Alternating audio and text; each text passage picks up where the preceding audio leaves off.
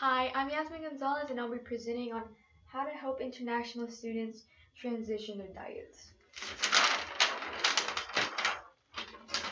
The nutritional problem in this is that international students come here to the United States and either gain a lot of weight or lose a lot of weight. The USA is an overweight population, so many people come here and they have a hard time adjusting with their dietary habits, their physical activity, and even their confidence. And because of that, students reach new levels of weight that lower their self-esteem. The different types of diversity issues is religion, because certain religions don't let people eat certain foods, and then there's an adaptation to new types of foods. And I personally knew a Brazilian guy that came from Rio de Janeiro, and he had a hard time adjusting when he came over here because he said the food was too greasy. And then I asked him, what type of foods would you eat over there in Brazil? And he would mostly eat lean meats, rice, and vegetables. He said not many fast food places here offered that. But luckily, he came here as a soccer student and had his own dietitian, so that helped him a lot with grocery shopping and finding new places to eat.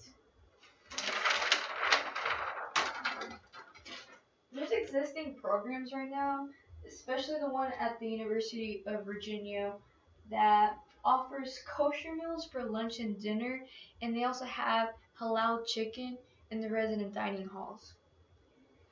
I think they also had a dining website which showed students where they could eat on and off campus. This is a great program, but my only concerns was food was very limited to certain cultures, and also it didn't really include physical activity, which was also another concern of mine.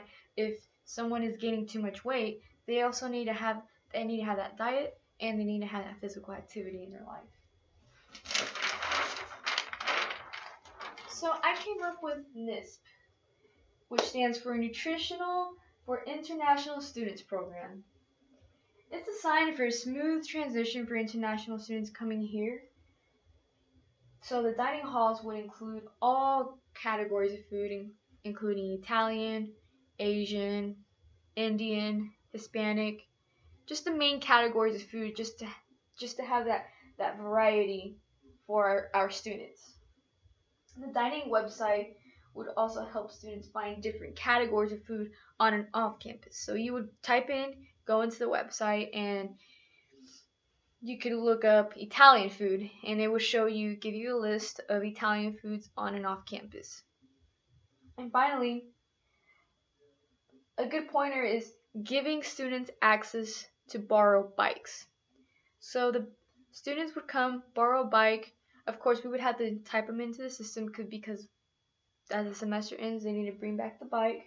But this would help students tremendously with physical activity, financial wise, where they don't have to drive their car, and they don't drive their car, so it saves the world, car emissions. Finally, I evaluated the outcome. So pretty much the students would come in once a month, and we would calculate their BMI and see if they're underweight, normal, overweight, obesity 1, obesity 2, and obesity 3. By calculating that, we would have to do the weight in kilograms over the height. And we would also measure their waist circumference, which would help a lot with the abdominal fat.